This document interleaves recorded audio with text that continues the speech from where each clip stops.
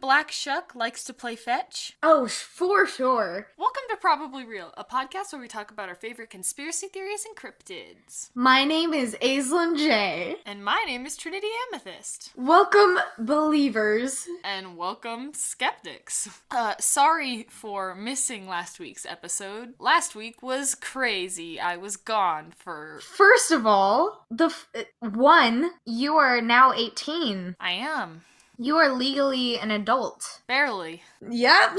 By just a couple laws. Just a few. Just a couple laws. There's still a few things that it's like I'm a sorta adult. I'm like you a can half vote. Adult. I can vote. I can get a tattoo. Really? As yeah. I've done. That's a great thing. I freaking love it. It's all scabby. Yeah, my tattoo is very scaly. I look like a lizard person today. What a trend. Well, to make up for lost time, should we just get on started? Yeah, get on in there. So, for today, the cryptid we are talking about is the Black Shuck. I assume you know absolutely nothing about him. Well, you assume correctly.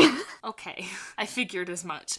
The Black Shuck is a pretty... Well, it's not obscure as much in the UK, but in America, nobody knows about the Black Shuck. Mm-hmm. But the Black Shuck is a very old cryptid. It is also known as Old Shuck, Old Shock, the Bungay Black Dog, or sometimes just Shuck. The Black Shuck is a giant and some say ghostly dog that is known to sort of haunt East Anglia. East Anglia? Anglia sounds like a thing. East Anglia? Yeah. I butcher everything I say. This giant big old black dog is described as having fiery red eyes, or sometimes just one eye, like a cyclops. Yes. And black fur, and is often called a bad omen, sort of like Mothman. Yes! So, some more little details. His footfalls are said to be silent, and seeing him is supposed to be a sign that you are gonna die before the end of the year. Oh, I don't like it. Yeah, so instead of warning people that a bridge is gonna collapse, he shows up and it's like, you're gonna die. Goodbye. He's like death. Yeah, sort of. Yeah. The Grim Reaper a little bit. Oh but my gosh. He's the Grim Reaper's dog. He's the Grim Reaper's dog. I oh love my that. Gosh, that's so cute. But also terrifying. So on the flip side of that though, because there's this one sort of legend which says he's a bad omen, that he brings death and yada yada yada, but on the other hand some people say that he's actually like a protector, and there's been like some reports of him making sure women make it home safely, like in the middle of the night and stuff, so that's cute. That makes me happy. That does, but that's the less popular myth, I guess. Ah, dang it. Yeah, sorry. He's popular in my heart. Okay. He is known for roaming coastlines, graveyards, side roads, crossroads, bodies of water, and dark forests, so basically the creepiest places he can find, I guess. Yeah, and pretty much everywhere. Yeah, it's the creepiest parts and also just everywhere, basically. Yeah, well, everywhere is creepy. Pardon me? You could make anywhere creepy, alright? That's true. Especially if it's nighttime. Like, kitchens, they'd never be creepy in, the morning or something, but if you go down there at midnight, I'm always, terrified. Yeah, honestly, atmosphere is everything when it comes to making something scary. Yeah, my room gets scary, but it's it has such a good vibe, and I'm like, how am I even terrified right now? Cars are terrifying. But, that kind of makes sense, though, because he's only seen at night. They specifically say dark forests for some reason, and not just forests. Yeah, what even is a dark forest? Is that a type of forest? At night. Yeah, it's just a forest at night. It's just a forest that the writer found spooky. Yeah. So, the most notable account of people seeing the Black Shuck, and sort of the birth of this cryptid, is on August 4th, 1577. In the cities of Bungay and Blithburg, during a large storm, the Black Shuck is said to have terrorized churchgoers hiding from the weather. So, like, all these people were just hiding from the storm, and they just, like, went to these churches, you know, to keep safe. And first, he was reported to have attacked the church of Blithburg, breaking through the door with a roll of thunder, running through a group of people, and then killing a man and a boy, and then just booking it out, like, just leaving. What? He comes in, he murders some people, and then he just leaves. He's like, all right, I bet you they were pretty shook. The Black Shook. Get out of here. It was a pun. Later that night, at the church in Bungay, a little less than 13 miles away, the Black Shuck supposedly appeared again and killed more people there. Are they sure that it wasn't just like they died in the store? I'm confused. No. So there's like people just saw this happen? It's 1577, Aislinn. For all we know, somebody just was like, oh man, this guy died of a heart attack. Oh, and there was a dog outside. And then it's like a game of telephone, and by the end of it, they're like, this dog broke in through the door, lit the wall on fire, killed some people, ran to the next city, killed more people. Wow, okay, continue. Basically every cryptid's a game of telephone, really. Yeah, especially, like, where did Bigfoot start? What is this? It's bear. He's a bear. He's a bear. So, in May of 2014, the bones of a very large dog were exhumed, and people for a while thought that these bones may have been those of the Black Shuck, because it was freaking huge. It was a huge dog, and they were like, look at these old bones. It's a Great Dane baby. A baby Great Dane? But they carbon dated the bones, because people were so convinced that these bones could have been the Black Shuck. Yeah. But they were like a couple hundred years too old. So. Ah, shoot. That would have been so cool if it matched up. I know. But what if it lived for hundreds of years? Huh. So its bones were old, because he was an old doggo. But then why would people still be reporting sightings? I guess just because they're making it up. Yeah. Mass speculation. Oh, but that's another thing I was going to say, is a lot of people are still reporting seeing the Black Shuck. Like, it's a very serious legend. Oh, it's like an issue. It's an issue, yeah. And for some reason, a lot of, as I was, like, looking through my research and stuff, a lot of the reports were from bike riders. And I don't know why. Yeah, they all, like, had this sort of same story of, like, they're riding their bike and this big black dog was following them and they tried to pedal super fast to get away and it just wouldn't. It just kept catching up and didn't do anything and then it just suddenly vanished and ew, yada yada. I don't like it. I don't like it. I kind of like the idea of having a nice dog friend on my bike ride. And he's ride. just chasing after you. Yeah.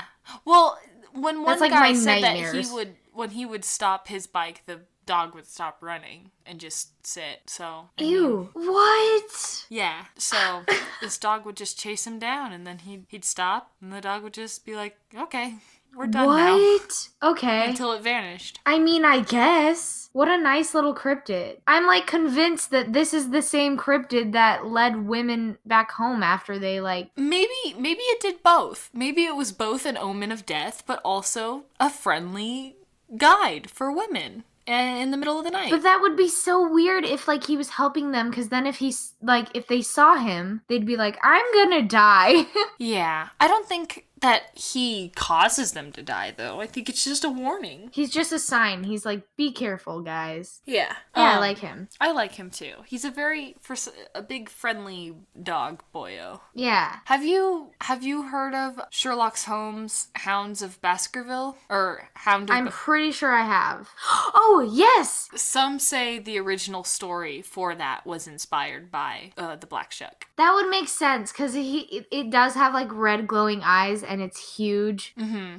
Oh, and I like it sort of wanders the aisle. That's what the whole time I was reading this, I was like, I'm getting a lot of Sherlock vibes. And then I read it, and I was like, oh, it's because Arthur Conan Doyle probably knew about this legend. Yeah. And also, yeah, the Sherlock is amazing. Benedict Cumberbatch. Is that how you say it? Yeah, I freaking I finished it in like 2 days. Benadryl Cumberbatch. Yeah. Okay. And now our conspiracy theory for the night. I've locked my window and my door shut, and I've checked under my bed because I hate this. I don't hate it. I'm terrified of this conspiracy theory. Okay. Now, okay, so most of our conspiracy theories have been like years ago, you know, long gone. Long dead. This is just in 2017. Okay. That is incredibly recent, actually. Yeah, wait, let me Google something, because it might have been this year.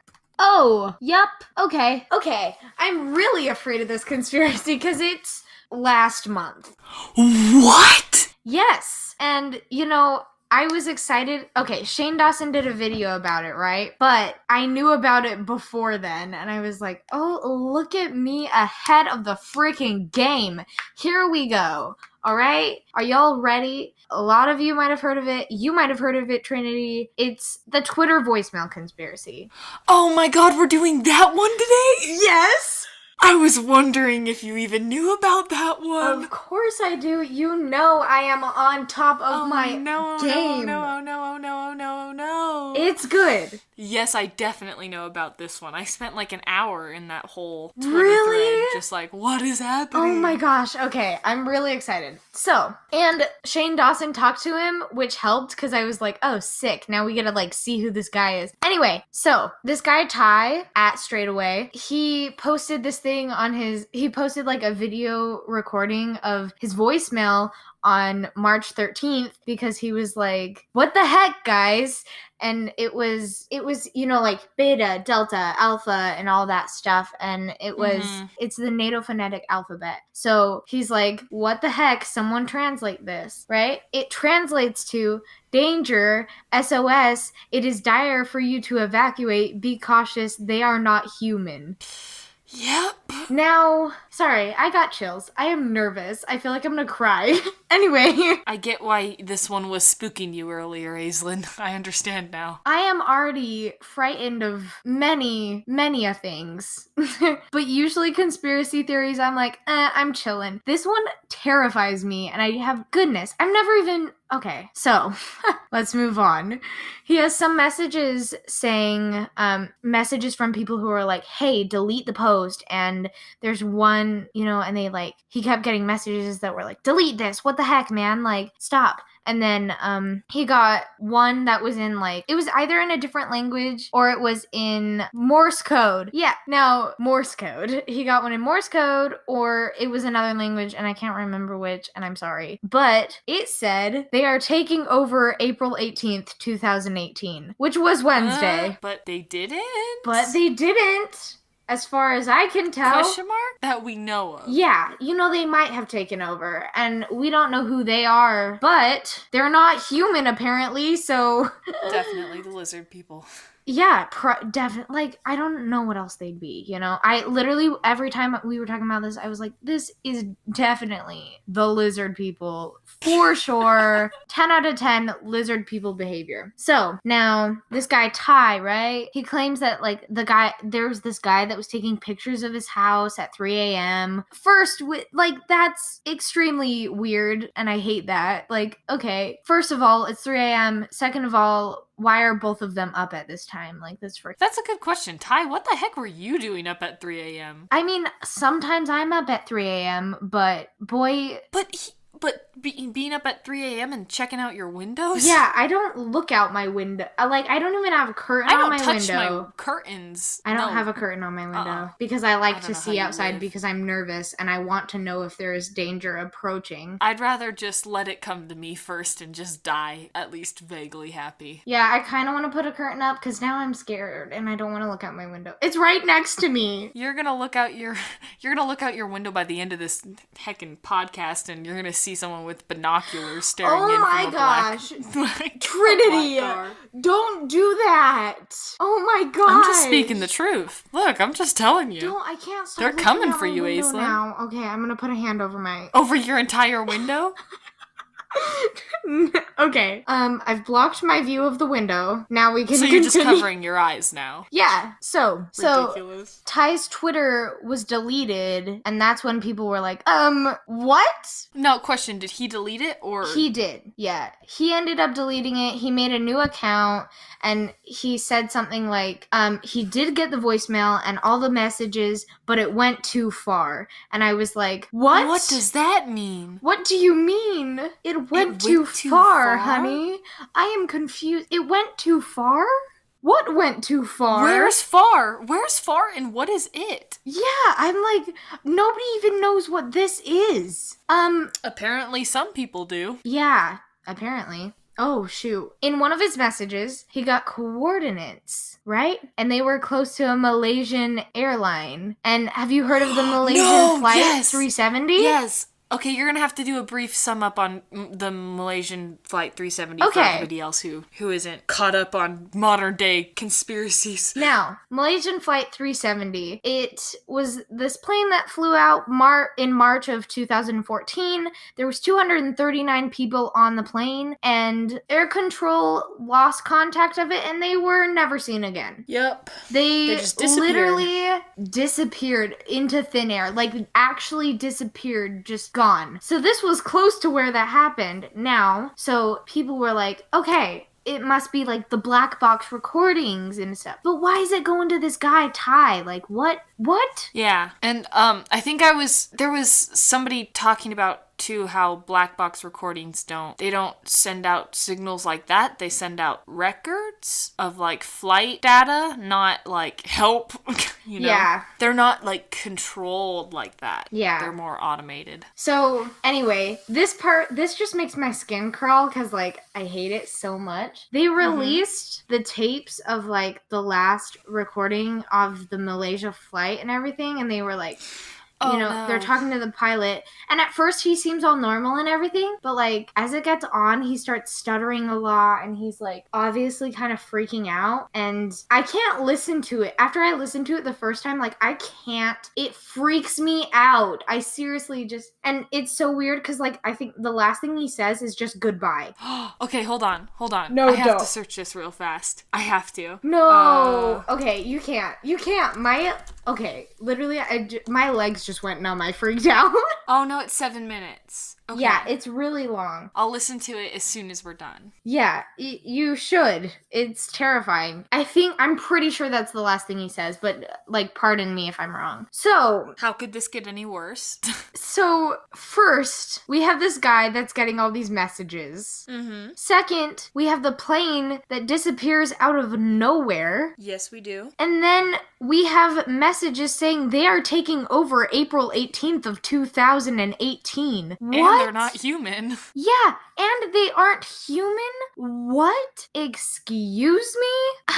So, if I were to be a theorist that believed in this whole just mash pot of holy hecky, lizard people, I would definitely think that whatever the not humans are definitely took the Malaysia. Yeah, definitely. Like, I feel like there's no doubt in my mind. Okay, I don't want to say I believe in the conspiracy because, one, it's terrifying. Two, it's kind of sketchy since it's just like some guy on Twitter. But something is sketchy. Like, the plane literally disappeared. Something's already sketchy with the Malaysia 370. Yeah, because tell me how. How does it just disappear like that? It doesn't. It doesn't freaking work. Gosh. And I've been thinking about this for days now, and when I found out about it, I was like, what the heck? And then I came back to researching it, and now I'm trying to figure it out. But how do you try and help? Yeah, I don't know. Like, I don't even...